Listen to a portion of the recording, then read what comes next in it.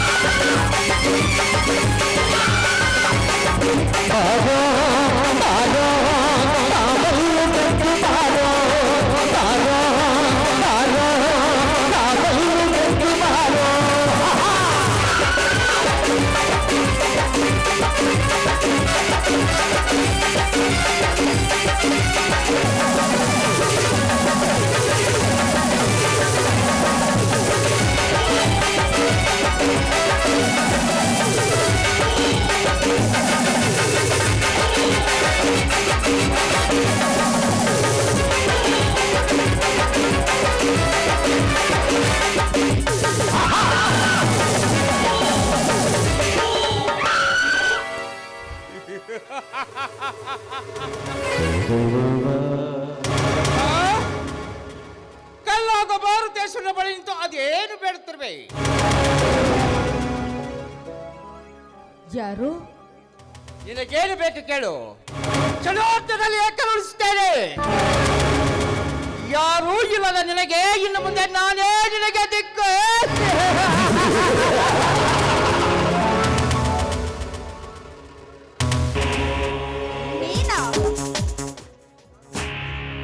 ಹೌದು, ನಾನೇ ಕಲಿಯುಗದ ಕಂಸ, ನನ್ನ ಅಂಶ.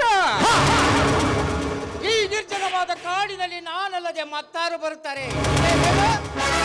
ಈ ನಿರ್ಜನವಾದ ಕಾಡಿನಲ್ಲಿ ಕಾಡು ಮೃಗಗಳು ಬಾರದೆ ಮತ್ತಾರು ಬರ್ತಾರೆ ಮಿಸ್ಟರ್ ಕಾಳಿಂಗ.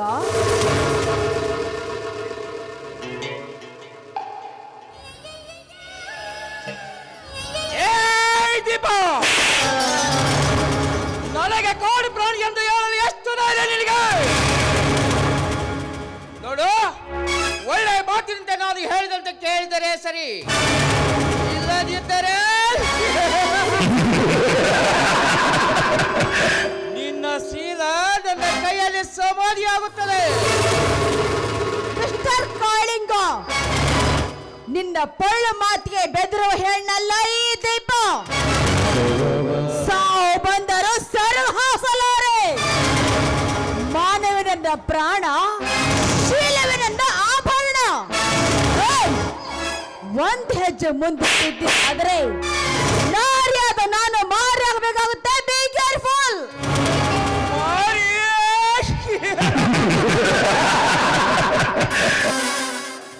ನೀನು ಮಾರಿಯಾದರೆ ನಾನು ಕ್ರೂರಿಯಾಗಬೇಕಾಗುತ್ತದೆ.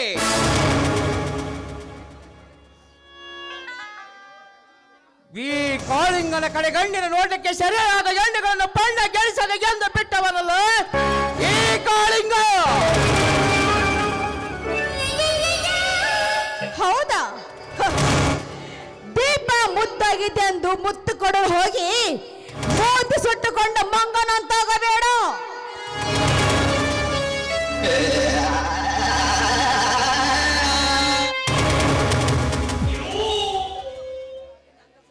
ನಿನ್ನ ಅಂಗ ಸುಖ ಬಯಸಿ ಬಂದ ಈ ಕಾಳಿಂಗನ ಮುಂದೆ ವಿನಾಕಾರಣ ಗುಡುಗಿ ನಿನ್ನ ಪ್ರಾಣ ಕಳೆದುಕೊಳ್ಳಬೇಡ.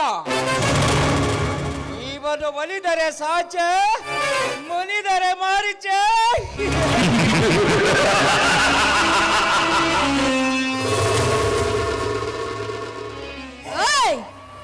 ಈ ಮಾರ್ಚನನ್ನ ಮರ್ದನ ಮಾಡೋ ಮಹಿಷಾಸುರ ಮರ್ದನೆ ಈ ದೀಪ. ಬಂದ ದಾರಿಗೆ ಸುಂಕವಿಲ್ಲಿಂದ ಹೊರಟು ಹೋಗೋ ಇಲ್ಲಿಂದ. ಇಲ್ಲದೆ ಹೋದ್ರೆ ಕೆಳ್ಳಿ ಕೆಂಡವಾದ ಈ ಉರಿಗಣ್ಣಿಗೆ ಉಳಿದು ಹೋಗ್ತೀಯ ಎಚ್ಚರ. ಬಲೆ ಬಲೆ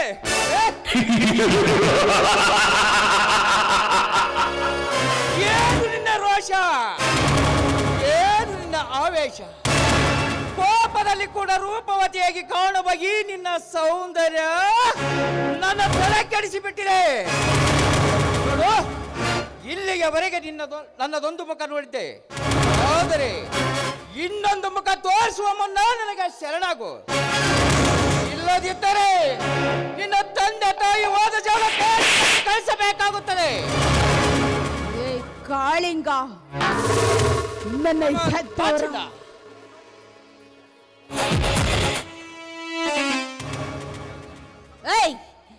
ನನ್ನ ಹೆತ್ತವರ ಕತ್ತು ಕಡ್ದ ಆರನ ಪಿತ್ತ ಇಂದಲೇ ನಾಳೆ ನಾನು ಇಳಿಸದೆ ಬಿಡಲಾರೆ. ದೂರ ನಿಲ್ಲ ದುಷ್ಟ. ಹೆಣ್ಣಂದ್ರೆ ಕಣ್ಣು ಹಾಕುವ ನಿನ್ನಂಥವನಿಗೆ ನಿನಗೆ ತಾಯಿ ಕೂಡ ಒಂದು ಹೆಣ್ಣು. ಅಥವಾ ನಿನ್ನ ತಾಯಿಗೆ ಹೊಟ್ಟಿದೆಯೋ ಇಲ್ವೋ? ನನ್ನ ಮುಂದೆ ನನ್ನ ತಾಯಿಯ ಬಗ್ಗೆ ಕೇಳಾಗಿ ನುಡಿದ ನಿನಗೆ ಮೋಕ್ಷ ನೀಡುವೆ ನನ್ನ ತುಟಿಗಳಿಂದ. ಅವರೇ ನನ್ನ ಅನಗ್ರ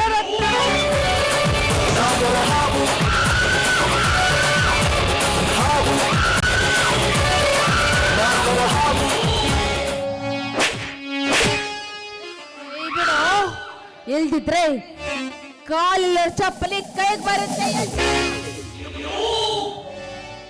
ದೀಪ ದೀಪ ಓ ಹೌದಾ, ಅಷ್ಟೊಂದು ಅಹಂಕಾರವೇ ನಿನಗೆ? ನನ್ನ ಕೆನ್ನೆ ಮುಟ್ಟಿದ ಏನಿಲ್ಲ ಕೈಗಳನ್ನು ಕಟ್ಟಿ ತಣಿಸಿಕೊಳ್ಳವೇ ನನ್ನ ಗೋಮದಾಹವನ್ನು?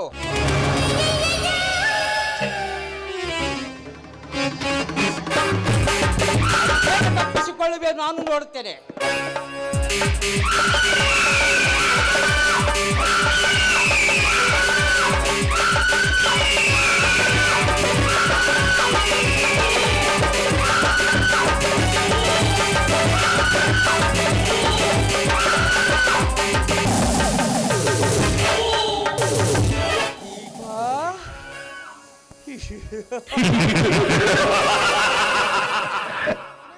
ಕೊನೆಗೂ ನನ್ನ ಕೆನ್ನೆಗೆ ಬಡಿದು ಗಾಯ ಮಾಡಿದೀಯ. ಇರಲಿ, ಅದು ಹೇಗೆ ನನ್ನನ್ನು ಕೆಳಗೆ ಅದು ಹೇಗೆ ತಪ್ಪಿಸಿಕೊಳ್ಳುವುದು? ನಿಲ್ಲು, ಓಡಬೇಡ, ನನ್ನ ಮಾತು ಕೇಳು. ನಿಲ್ಲು, ನಿಲ್ಲದೆ ಹೋದರೆ ನನ್ನಿಂದ ನಿನ್ನ ಕೊಲೆ.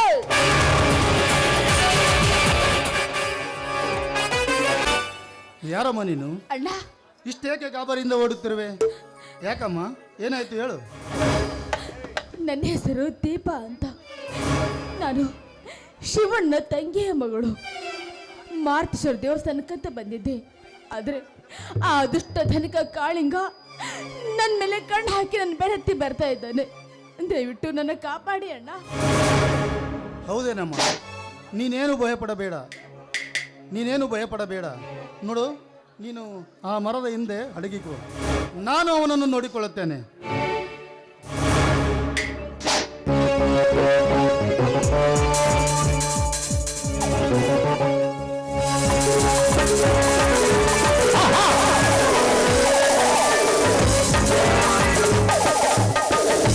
ತಪ್ಪಿಸಿಕೊಂಡು ಹೋದೆಯಾ ನನ್ನ ಕೈ?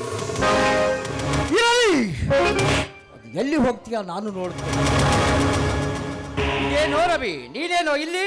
ಹಲೋ ಫ್ರೆಂಡ್, ಏನಿಲ್ಲ, ಒಂದು ಮುಖ್ಯವಾದ ವಿಷಯದ ಬಗ್ಗೆ ಸ್ಟಡಿ ಮಾಡಲು ಊರಿನ ಕಡೆ ಬಂದಿರುವೆ. ಹೌದಾ? ಹೇಗೆ ನಡೀತಾ ಇದೆ ನಿನ್ನ ಲಾಯರ್ ಪ್ರಾಕ್ಟೀಸ್? ಫಸ್ಟ್ ಕ್ಲಾಸ್ ನಡೀತಾ ಇದೆ ಕಾಳಿಂಗ. ಹೌದು, ನೀನೇನೋ ಇಲ್ಲಿ? ಒಬ್ಬ ಮುಖ್ಯವಾದ ವ್ಯಕ್ತಿಯನ್ನು ಹುಡುಕಿಕೊಂಡು ಬಂದ. ಸತ್ಯ, ನೀನು ಬಂದಿ ನೋಡೋ ಬೆಕ್ಕು ಬಂದಂತೆ. ಅದಿರಲಿ, ಅದರ ಬಗ್ಗೆ ನೀನು ಯೋಚನೆ ಮಾಡಬೇಡ. ಇರಲಿ, ನಾ ಹೇಳಿದ ಕೆಲಸ ಏನು ಮಾಡಿದೆ ರವಿ? ಅದರ ಬಗ್ಗೆ ಚಿಂತೆ ಬಿಡು ಕಾಳಿಂಗ. ನಿನ್ನ ಮೇಲಿದ್ದ ಕೊಲೆ ಕೇಸನ್ನು ವಾದ ಮಾಡಿ ಗೆದ್ದು ಪ್ರತಿವಾದಿ ಲಾಯರ್ಗೆ ಮಣ್ಣು ಮುಕ್ಕಿಸಿ ಬಂದಿದ್ದೇನೆ.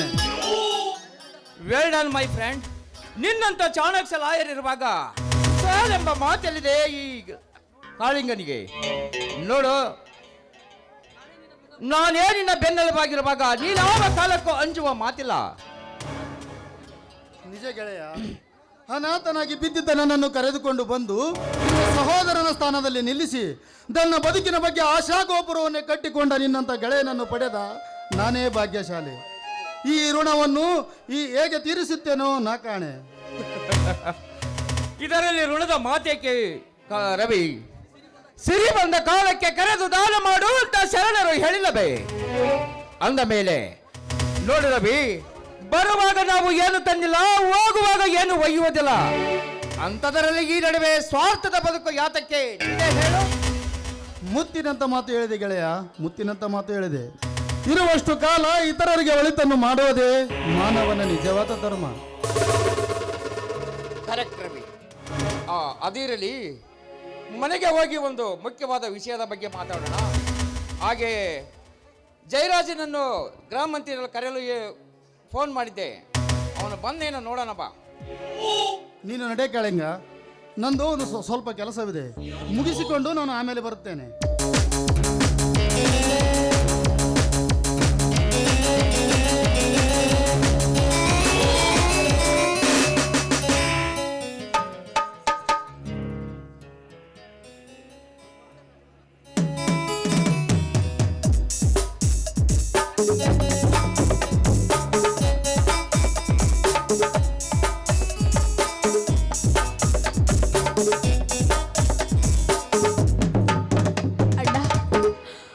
ಆ ಗಿಡಗನ ಭಯನ ತಪ್ಪಿಸಿದ ಮಹದುಪಕಾರ ಮಾಡಿದ್ದೀರಿ.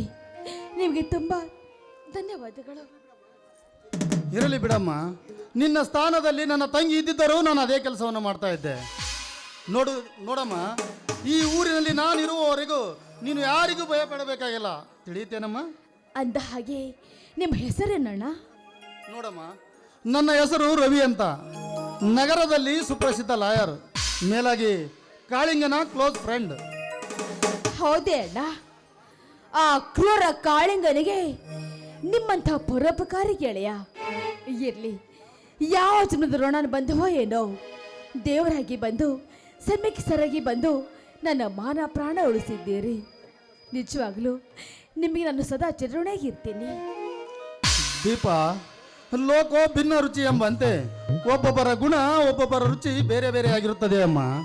ಇರಲಿ, ಯಾರೂ ಇಲ್ಲದ ಅನಾಥನಾದ ನನಗೆ ಅಣ್ಣ ಎಂದು ಕರೆದು ನನ್ನ ಜನ್ಮ ಪಾವನ ಮಾಡಿದ್ದೀಯಮ್ಮ. ನೋಡಮ್ಮ, ನೀನು ನನ್ನ ಜೊತೆ ಹುಟ್ಟದೇ ಇರಬಹುದು, ಆದರೆ ಇನ್ನು ಮುಂದೆ ನೀನೇ ನನ್ನ ಒಡ ಹುಟ್ಟಿದ ತಂಗಿ, ತಿಳಿಯುತ್ತೇನಮ್ಮ? ಅಣ್ಣ,